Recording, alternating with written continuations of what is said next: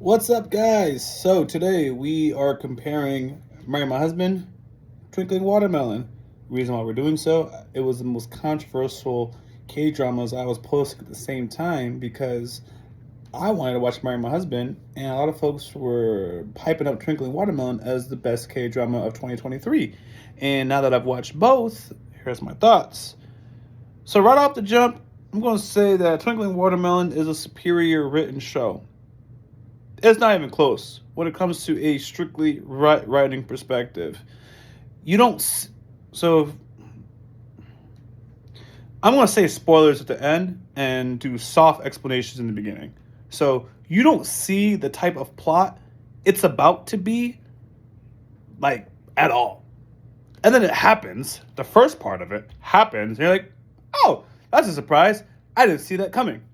And you're watching it. It's wholesome. Wow, great writing. The callbacks, great use of dialogue, very poetic, very sophisticated and mature. When things happen, it's not as random as you would think.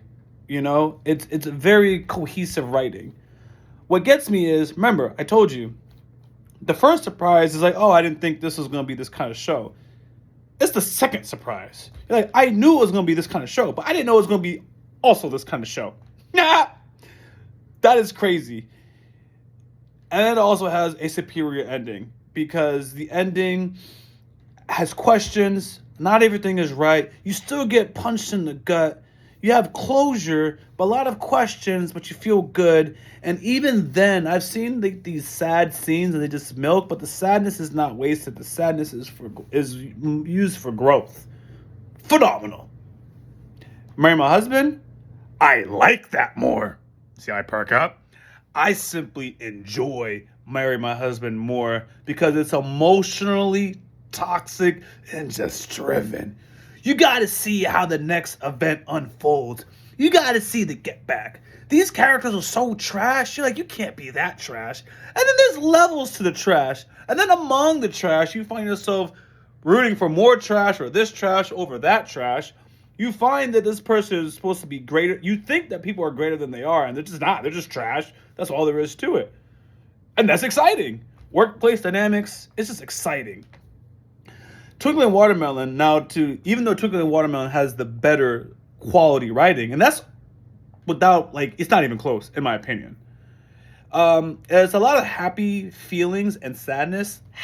You're not really mad at anybody. There's no one to blame for anything. Now we're going to enter spoilery territory. So, if you want writing, you watch Twinkling Watermelon. If you want happy, feel good, not redemption, but learning from your mistakes, learning from the past, and just appreciating life, Twinkling Watermelon's your thing. All right. If you kind of like that slice of life with great writing, closure, romance, it's there. You want to just be mad. You do well on an adrenaline rush. You just want to see someone get what they deserve in an interesting way. You just want to see a woman just rise to the top and really come from a life. It's kind of an isekai in the sense where her life was not so great. She gets a new opportunity and her life is now not without mistakes, but she makes a better life for herself. She gets the right do-over. Marry My Husband is for you. That's what I would personally choose. That's my taste kind of thing. Now I'm going to do the direct comparison. So this might contain spoilers. It's interesting that both of them were time travel shows. Okay. Twinkling Watermelon only used time travel as a method of getting back into the past. The actual function, changing the future, is not really important until you get to the end of the show, right? But a lot of time travels, you stepped on this butterfly and now there's massive changes, you're withering away. That's not really a component. Marry My Husband, it was actually, the element of time travel is very important because there are certain things that happen and those events are still going to happen and you have to figure out who to pass off these events to and how to make use of the fact that you know these events are happening. Twinkling Watermelon, they don't really do that. Part of my frustration in the first couple episodes is, you went back in the past. Why are you telling people in your past? Do this, do that. Really treat it like a time travel thing. The character doesn't really do that. They're just in the past. There's no villain really in Twinkling Watermelon. There is an evil stepmother, kind of. She loses very, very, very fast. She's not. I shouldn't say she loses very fast. She's just not a real threat to the MC. She is a threat to the character, his mother, who was given a hard time, so he had to rescue her from that life. But as far as he's concerned, she's not a threat. The only threat is denying the fate or trying to resist fate that his father is going to occur, which is obviously his dad's hearing being affected. That's really the enemy. So the reason why that's an important thing to observe is, or point out is, I don't have a person to point frustration at or to feel toxic anxiety towards and rally against. Like Marry My Husband and things like The Glory, things like Each in One Class, you rally for somebody, and this is the enemy. This is Babylon, Vincenzo. This is a person to take down. Twinkling Watermelon doesn't have that. It's a group of young people just trying to do this band thing, and that's just it. And learning to appreciate people, and the fate is actually changed to a certain degree. Not the hearing part, but people do have better quality lives as a result of, having that do-over. But it wasn't something where you needed to change everything. The do-over was, this is still going to happen. We're still going to lose his hearing. But because I didn't have a dad when my hearing was lost, right? I make bad decisions. And fortunately, this son got to go back in time, give his father the father figure that his father needed, so that when his father aged up, he would have a better life and he'd be better equipped to a life without his hearing and be complete in general, as well as his mother being saved. See, that story is very, very beautiful, and the way to get there is beautiful. That's why I'm gonna keep telling you, it's way better written than Marry My Husband, in my opinion. But the but is, it when you're watching it back to back, you can get fatigued. So you just have to, one episode at a time is good enough. That's how it would feel. Marry My Husband, even with a lower quality writing, don't take that bad as a Marry My Husband fan. I'm just objective and open-minded. You still want to see more because it's pulling at your emotions. You're in almost a flight or fight mode while watching Marry My Husband. That's why you want to see more. Twinkling Watermelon, ooh, it took me a while to get here. Twinkling Watermelon does not necessarily put you in a flight or fight mode for me. Marry My Husband does.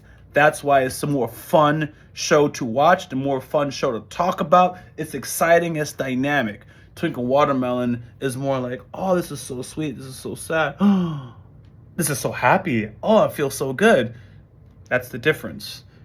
Marry My Husband does not have a strong ending. It ends how it should end. Twinkling Watermelon, very powerful ending. You couldn't really predict the ending in that manner. For a person like me, I wanted more of Sumin's demise, of her really being that villain, and she wasn't. And that made sense for the writing. Juwan kept saying, I kept expecting more out of you. Yeah, I know the Marry My Husband name's better. Anyways, Juwan was like, I kept expecting more out of you. And you're just nothing. It's just so nothing. That's how some of our enemies are. They're nobodies. They was big to us when we were under-equipped. But you get a couple of life skills, then they're nothing. That's all there is to it. So my final verdict is, you can keep recommending shows like Twinkling Watermelon to me because I appreciate that story. It's good. But when you're looking at my favorites, what I'm really, really going to love is going to be Marry My Husband. The thing is, you can only watch so many Marry My Husbands or things of that nature. So it's nice to have the mix. It's nice to have the balance. I am glad I watched Twinkling Watermelon because when people say it was the best K-drama of 2023, I've experienced them. Like, that's a good quality show. It's under my belt. As a person who watches K-dramas, it's good to have got exposure to it. I will still recommend Marry My Husband to anyone I know. I'm like, look, you just want an exciting journey. I'm gonna stop using toxic because it sends the wrong message. You want an exciting journey, watch Marry My Husband. If I know someone's an avid K-drama fan, and they're sentimental, a very sentimental person, I'd recommend Twinkling Watermelon. I'm not a sentimental person, so that's just the nature of it. That's it. So that's my final review for anyone that cares. And I think both was a fantastic watch. And that's where I'm at. Bye, guys.